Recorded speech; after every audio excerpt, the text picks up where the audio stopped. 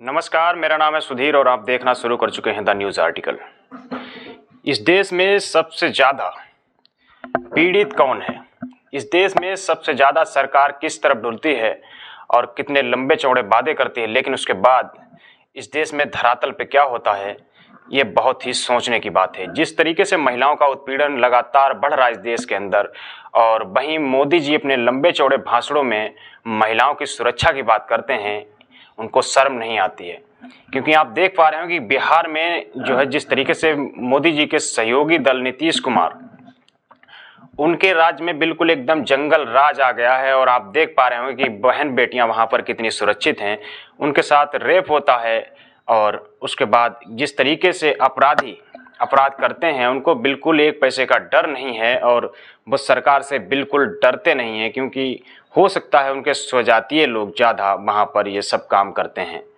आपने देखा होगा कि बिहार के मुजफ्फरपुर जिले में 9वीं छात्रा के साथ गैंगरेप के बाद उसकी हत्या कर दी गई। दरिंदों ने छात्रा के ब्रेस्ट काट दिए, निजी अंगों पर भी चाकू से हमला किया। सोमवार को छात्रा का शव अर्धनग्न हालत में पोखर में मिला। आप समझ सकते हैं किस तरीके से दरिंदगी की गई और उसके घर से उठाकर ले जाया गया बच्ची को, और उसके बाद उसके साथ दरिंदों ने जो किया वो बहुत ही दिल दहलाने वाली घटना है।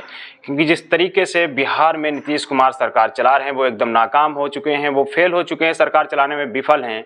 और उस पर लगातार सोशल मीडिया पर उनको जो है बहुत ज़्यादा लोग लिख भी रहे हैं और लगातार सोशल मीडिया पर उनकी आलोचना की जा रही है। वो क्योंकि लग रहा है कि ऐसा कि घोल मेल करके जो है दरिंदों को बचाया जा रहा है, ऐसा लगातार सोशल मीडिया पर लिखा जा रहा है। एक तरफ बसपा सुप्रीमो मायावती लगातार इस पर लिख रही हैं कि जो है जिस तरीके से बिहार में ये घटनाएं हो रही हैं बहुत ही दुखद है और सरकार को इस पर संज्ञान लेना चाहिए। वहीं चंद्रशेखर आज़ाद भी लगातार अपनी प्रतिक्रियाएं दे रहे हैं कि जो है वहाँ पर अगर आप कार्रवाई नहीं करते हैं तो मैं आंदोलन करूँगा, जब तक आप कार्रवाई नहीं करेंगे तब तक वहाँ से मैं नहीं उठूँगा।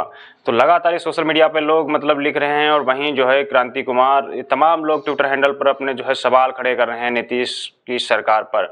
नीतीश कुमार यादव क्या सोए हुए हैं? इस तरीके से घटनाएं लगातार बिहार में बढ़ती जा रही हैं और आप इस पर बिल्कुल नज़र नहीं दौड़ा रहे हैं। दलित पिछड़े आदिवासियों का वोट लेने के लिए तो आप लोग आगे आते हैं, उसके बाद जब उनका शोषण होता है, उनके हक अधिकार की बात आती है तो आप बिल्कुल अपनी कोई प्रतिक्रिया नहीं देते हैं। जिस तरीके से SC/ST के रिजर्वेशन पर अभी जो वर्गीकरण हुआ है उसमें भी नीतीश कुमार की कोई प्रतिक्रिया नहीं आई है, और जिस तरीके से महिलाओं का शोषण किया जाता है उस पर भी कोई प्रतिक्रिया नहीं आती है। वहीं नरेंद्र मोदी लाल किला से अपना लंबा चौड़ा भाषण दे देते हैं, लेकिन उसमें भी दलित पिछड़े आदिवासियों का नाम लेते हैं, लेकिन उनके हक अधिकार की कोई बात करने को तैयार नहीं है।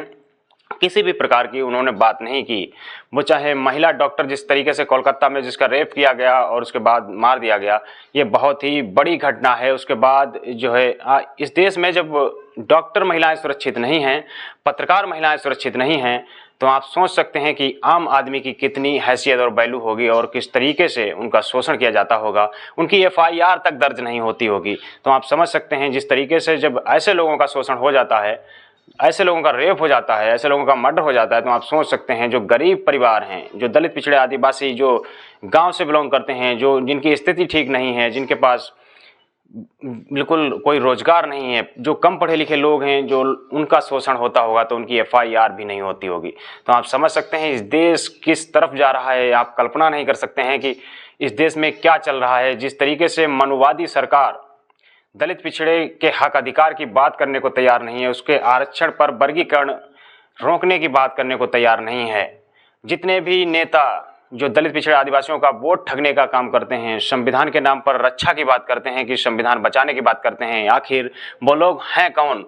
उनको पहचानने की ज़रूरत है। वो लोग आपसे सिर्फ वोट ठगने का काम करते हैं और समाज बहुत ज़्यादा इस वक्त ठगा महसूस कर रहा है, क्योंकि आपके हक अधिकार की बात जो सच्चा देशभक्त, सच्चा प्रेमी होगा वही हक अधिकार की बात करेगा। जिस तरीके से बसपा सुप्रीमो मायावती लगातार जो है इस पर अपनी आवाज़ बुलंद, लोगों की आवाज़ को बुलंद कर रही हैं, जिस तरीके से चंद्रशेखर आज़ाद देश के लोगों की आवाज़ बुलंद कर रहे हैं, और बाबा साहेब के जो परपोते वो भी लगातार इस मुद्दे पर लगातार बने हुए हैं लगातार। सोशल मीडिया पर ये खबरें चल रही हैं। मेन स्ट्रीम मीडिया आपको बिल्कुल ये खबरें नहीं दिखाएगा, क्योंकि दलित पिछड़े आदिवासियों की जब बात आती है तो मेन स्ट्रीम मीडिया, जिसको गोदी मीडिया नाम से लोग जानते हैं, तो उसको मतलब ये खबरें बिल्कुल दलित पिछड़े आदिवासियों की खबर नहीं दिखाएगा। SC ST रिजर्वेशन पर कोई बहस नहीं करेगा, वो सिर्फ बंटवारे की बात ही करेगा।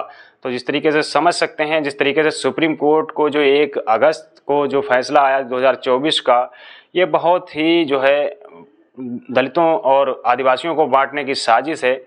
सरकार की मंशा द्वारा ही ये फैसला दिया गया होगा, ऐसा मेरा मानना है। बाकी आप लोग इस बातचीत पर क्या सोचते हैं, अपनी प्रतिक्रिया कमेंट बॉक्स में दे सकते हैं। द न्यूज़ आर्टिकल को आपने सब्सक्राइब नहीं किया है तो इसको सब्सक्राइब जरूर कर लें और बेल आइकन को भी प्रेस कर दें। धन्यवाद।